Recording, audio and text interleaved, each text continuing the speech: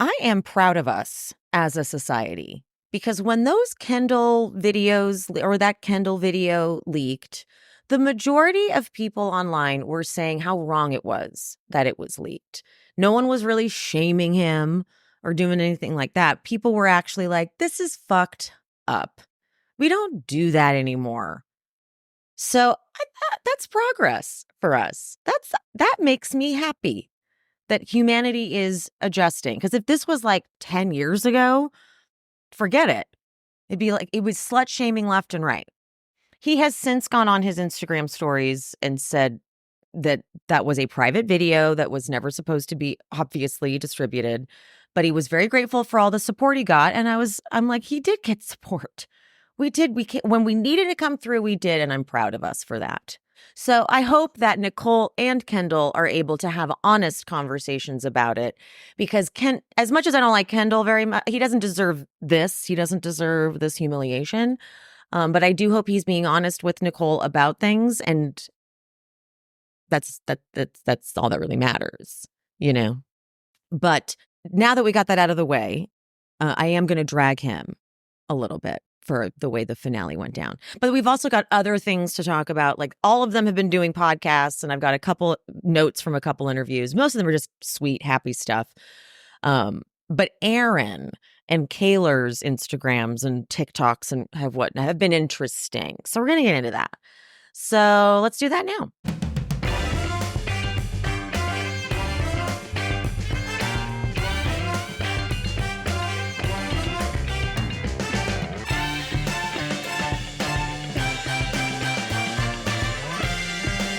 So Aaron went on IG, went to like his stories to say, hey guys, I'm going to do an Ask Me Anything. So ask me anything. But as the video starts, you can hear in the background someone saying, no one's going to give a fuck about Leah in 6 months. I will link the video. It's a TikTok. I'll link it in the episode description in case you haven't seen it. It has like 5.5 million views, so I'm sure you've seen it.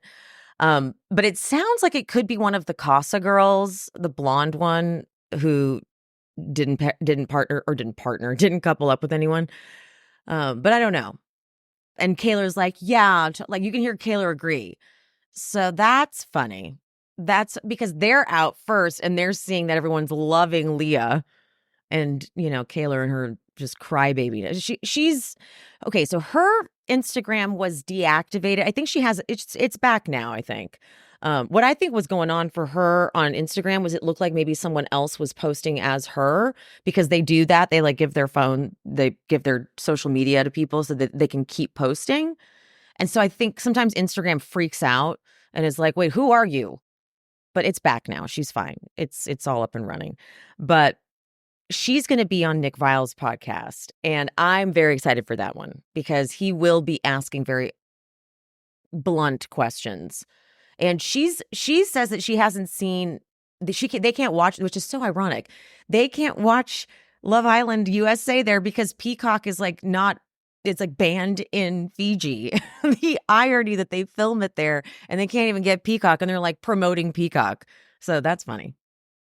But Aaron also, I didn't get to see it, but my sister sent me something of Aaron's and she was like, LOL, what? And I was so bummed out because it was gone already. I said, what was it?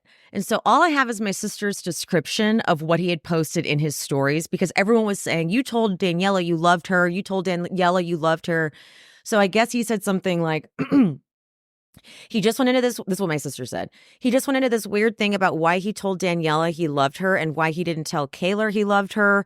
He assumed Kayla knew since he had been saying stuff in the beach hut. So he assumed she knew. Daniela told him about being a foster kid. It was so weird. So what? This doesn't shock me at all.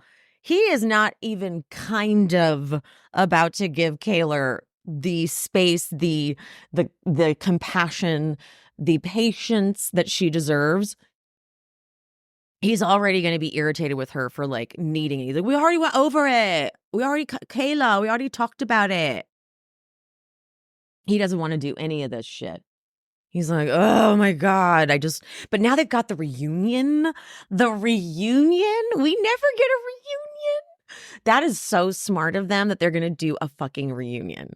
Because, yeah, we need to know about, like, I have no doubt that Serena or Cordell, they're going to be okay, because Cordell also went on Vile Files and said he is moving to LA. So that's happening. But I am curious about Miguel and Leah. They're not together now because they live in different. Someone said that Miguel lived in California, and I got really excited. But I don't think he does. He's not in California right now, or they're not together at least. Maybe he's in. No, he's not. But now to see Aaron and Kaylor back together, I want to see if they will last even to the reunion, because something tells me they won't. Then by the time we get to the reunion, it'll just be like, let's eviscerate Aaron, and I'm ready. And Ariana's going to be hosting the reunion. So, anytime she wins, it just feels nice because it means Tom's mad. And maybe Lala too. But I'm not going to keep lumping Lala and Sheena in anymore. It keeps giving them attention. They don't deserve to keep, anytime something happens to Ariana, it's like, well, how do they feel about it? I actually don't care.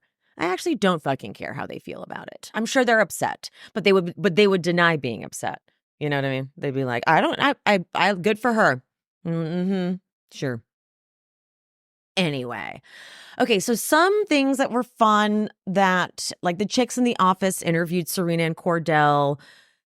Chicks in the office had posted when they were in the villa, and Cheez-Its commented and said, say hi to Cordell for me. And Cordell was so pumped, and he goes, I have a flavor I've been thinking about. Spicy white cheddar. I was like, that's brilliant. Call him up. Janae and Kenny, they were also on Chicks in the Office. They're very cute.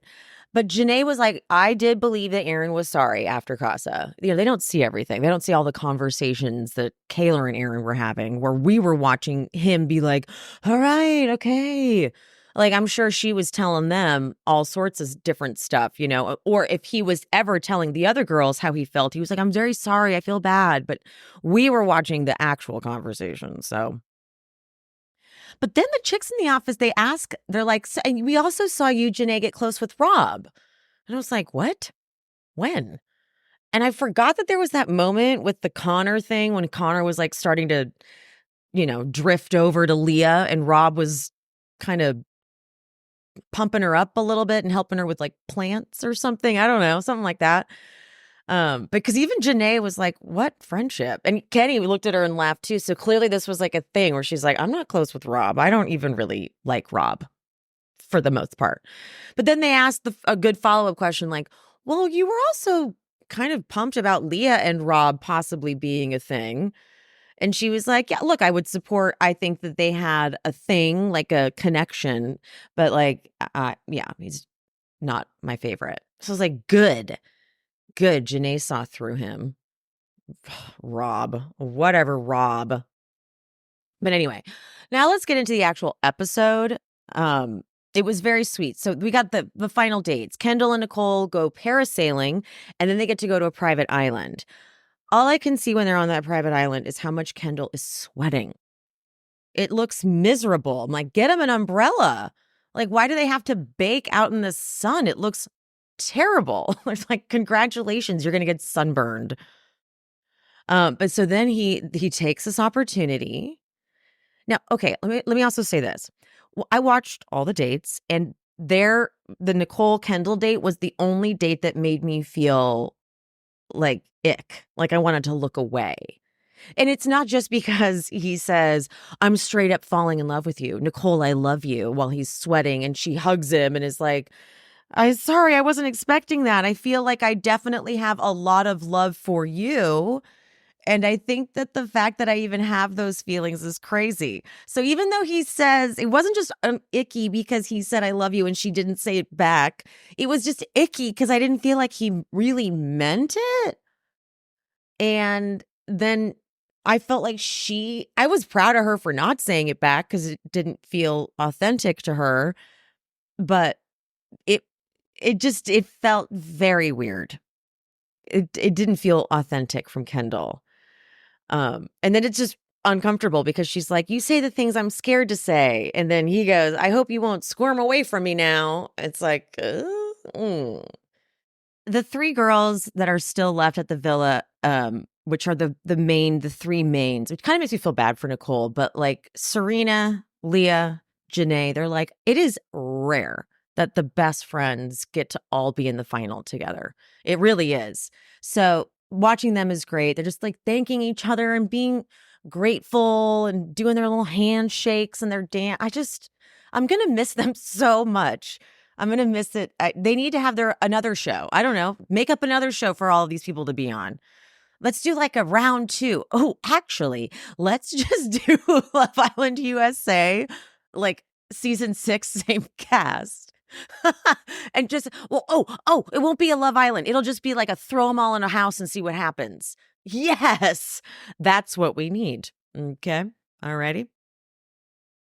Kendall and Nicole get back and then... Sorry, it is funny. I'm going to laugh. I don't care. He tells Cordell and Kenny, he's like, yeah, I said some shit. I looked at her and I just said, this couldn't be a better moment. And I told her I loved her. And they're like, woo, fuck yeah, you did it. You did it. And then I think Kenny goes, what'd she say? And he's got his mouth open like, hey. And Kendall goes, she's like, I feel the exact same way. And they're like, woo, woo. And then Kendall goes, but guys, she didn't say it back. And Kenny's mouth is still as open as it was, like he was excited. But he's like,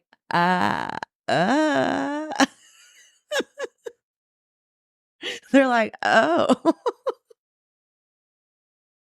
Oh, gosh. Nicole is then telling Janae and Serena that he said, I love you. And she didn't say it back. And she's crying and she's like, I think I ruined the date. I'm like, it feels inauthentic. It does. So anyway, Leah and Miguel's date is ATV riding, or that's what it's called, right? My fear of heights could not handle this. When they were going up and around a bend, I was like, okay, nope, that would be terror. But there's horses, and Leah loves horses, and there's horses on the road. That's always so fun. It's like majestic when you see wild horses. And then they have this lunch on a cliff, but before they sit down, they do this slow-mo shot of Leah taking off her helmet. It's amazing. She says that she wants their first date to be with her horses. He's never even been on a horse. And then I was like, can I even picture him on a horse? And even back at the villa, they were talking about horses and Leah and Miguel or whatever. And they're like, I can't even imagine him riding a horse. And same. It just feels like something he wouldn't be able to do. But knowing Leah has horses just shows me how rich Leah is, right? Because all I know is Yolanda Foster couldn't afford more than one horse. Okay, Yolanda Foster. So as a poor, I have no idea what this is like. But to know Leah has a horse, at least, I think she said horses, but I think she said my horse. But this bitch is rich, okay? Cordell and Serena, they have a drive-in movie on the back of a truck. It's set up so cute. The whole thing was so sweet. I think I cried. I'm pretty sure I cried. And I have to say, Love Island gives me hope in love again. It makes me believe in love again. Granted, all these people are in their very early 20s, and it's very different, but it's still it's so sweet. I think these two, Serena, Cordell, they're just such friends. They seem like they just want to hang out with each other and make each other laugh, and it's just a treat to watch. And on Nick Viall's podcast, Nick even noted, he's like, you guys, it's so genuine. He's like, I've watched a lot of reality TV dating, and you guys are kind of rare. Because even Cordell at the end, when Ariana comes out, like, okay, guys, we have to announce a winner. He's like, oh, yeah, I forgot you had to win this. And that just says everything. That just says everything you needed to know about them, right? Okay, well, then Kendall later pulls Nicole for a talk. And I'm so sorry, but this is what he said. And he goes, what I said to you today was the realest thing I've said in the villa, and I mean every single word of what I said. The reason why I said it is because I've been feeling it for a while, and I wanted to say it without having to start holding back and changing who I am. The fact that you didn't run to the ocean is a plus for me. And he's like, because I know how you are, and you just move at different speeds than I do. Me telling you that isn't putting any pressure on you. My job is to make you as comfortable as possible. And when you are ready to have those feelings reciprocated out loud, I'm going to be here with the biggest arms waiting for it. And I'm going to be stoked. I don't know. I just don't buy it. I don't buy any of that. It feels like rehearsed shit. It feels like a performance to me, you know? Oh. Janae and Kenny's final date is this tree with letters from their families. Janae's cry voice is so silly. I just want to say that I love you so much. I am your dad and I love you. Okay, Janae. Janae said she didn't tell her dad she was coming on the show. So that's why Kenny's like, I'm surprised they're watching. She's like, I'm surprised they're watching because I didn't even tell them I was coming here. That's crazy. Janae keeps joking, like, just say you want to marry me, Kenny. I know you want to marry me. Come to our wedding. Marry. I'm like, okay, please tone it down just a little bit. Let him enjoy this. Don't be like constantly, please, just a little bit less on the joking about it. Again, they're probably going nuts having been in there for, what is it, 7 weeks, 8 weeks, 5 years? I don't know. So she's probably just repeating jokes maybe, but I'm like, it needs to stop. Okay. Chill out a little bit. I just don't want to freak him out. Anyway, it's pouring rain on their last day, and the girls get a spa day. And then this is every year, they write letters for each other to say at the final ceremony. Kenny and Miguel have no problem. They are just writing up a storm, and Cordell and Kendall struggle. Cordell, I can tell, struggles because he just doesn't have the words. You know what I mean? As where Kendall struggles because he's not authentic, I don't think. I think he thinks Nicole's beautiful, but that's the difference I get. Miguel has to literally help Kendall write it. Miguel like feeds him all of the information. He's like, what about when I first came in, I saw your smile and your spirit and your da-da-da. He's like, good, that's good. I'm like, you should be able to come up with something, buddy.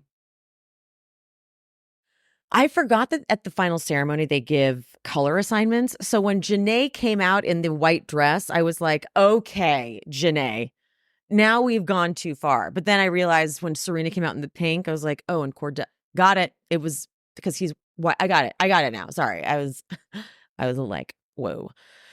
Cordell and Serena make me cry and feel all the feels. Kenny has a way with words, I tell you. But Janae hits him with some Spanish. So there we go. Miguel's was very sweet. He says, I know there are parts of this experience that you're ashamed of, but to me, there is a blinding light that far outshines all of those shortcomings. I came in saying the game is the game. However, looking back, I feel like I've been playing far too defensively far too defensively to progress both in myself and in relationships.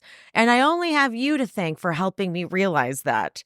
A beautiful, honest, caring, compassionate, fiery, reflective soul. But honestly, there really aren't any words that describe how great of a person you are. Jesus! You wrote that? Damn. Leah says, if you had told me I would be leaving here with someone who made out with every single one of my friends, I would believe you. You know I like them a little toxic. Carl.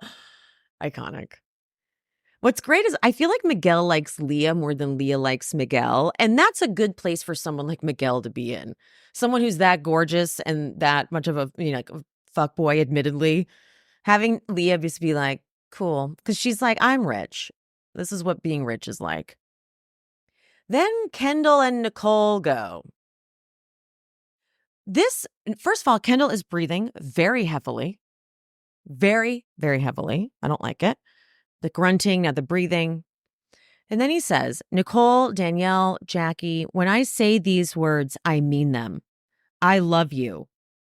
Whenever you want to express these words to me, I will be ready. Whether that is tomorrow, next week, next month, next year, or never. Never? You'd be around for never? Just know I will be there for you. It felt really aggressive. It felt like he should have it's like you're saying that you're going to be there for her no matter what, but it feels like this was more pressure because now you're saying it in front of everybody. And then Nicole says it. And then like she cries and ekes it out and says it. I'm like, I bet you felt like you probably had to. Ew. I did not like that. I was like, you could talk about the things you like about her. I know you did, but still just, I did not like that. It felt real pushy. All right. Ariana comes in, abs popping, looking like a fucking Barbie doll. My God. I don't know how I feel about the hair. I don't usually like hair that's braided up to the top, like in that fashion, but I also respect the fuck out of it. Ariana's in her bag, honestly. She loves this show so much and she's connected with them so much. And she starts to bring up, she's like, you guys had quite the appetite, sometimes an appetizer, sometimes a 3-course meal. And she was just like taunting them with it, having so much fun. And then she gets to say, and then one thing we can all agree on is this season was nasty. And they're like, yeah, Ariana, woo. I was like, oh God, this is everything. Ariana does like to genuinely connect with things, but she also just really loves this show. So it's not even hard for her. Like she would be connecting with it. And she gets to facilitate this now. Oh, she's it. She's in. 4th place, Kendall and Nicole, duh. 3rd place, Janae and Kenny. I was like, damn, the Leah fans are strong. And then Serena and Cordell win. And while they're parading around and happy, Ariana is holding back tears. And I'm like, I'm done too. Okay, now I'm crying. Okay, it makes it feel really special that she cares that much. It just adds to the whole thing. But then it was I get why it's the part of the game, but it is so unnecessary for them to drag out are you going to keep the money? Are you here for money or for love? I'm like, oh, we know that they're not keeping the money. We know that. Like, we don't need to do all that. Hurry it up. Speed it up. We don't need this. The only way this would be like actual suspense would be if like Kayla and Aaron were up there. You know, because Aaron would take the money. That actually was his idea. I bet that was his plan. I wouldn't be surprised if he's like, and then we win, I take the money. Meanwhile, Cordell's over here going, I forgot we were supposed to win. Oh, yeah. No, like, we're fine. He's so funny. He's one of those people who says funny stuff because he's genuinely that, like, dumb in the nicest possible way. He earnestly means the things he says. And he's like, what? He's entertaining to watch. We get a reunion, which is going to be airing on August 19th, which I can't say enough good stuff about that because, yeah, we're going to need to see where these people are. Okay, we're going to need to see where they are in a few weeks for sure. Love it. Love this season. Love this show. Love that Ariana is clearly getting this job again next year and the year after. And as long as they will have her, which means she is not going to need Vanderpump Rules ever. And now I'll say it. What are Sheena and Lala going to do then? If Ariana doesn't come back, I will still, and they still do Vanderpump Rules, I will still absolutely watch the show because I'm curious. But it's an amazing thought that after a season of being tricked essentially into having a conversation that's not authentic and unnecessary, when she already had a conversation with Tom on camera, after a season of them being like, of tricking her and trying to give Tom a redemption arc and make her look like the bitch, now she just gets to go do this. Okay? All right? So go make a show yourself then, guys. Honestly. But then what would Katie do?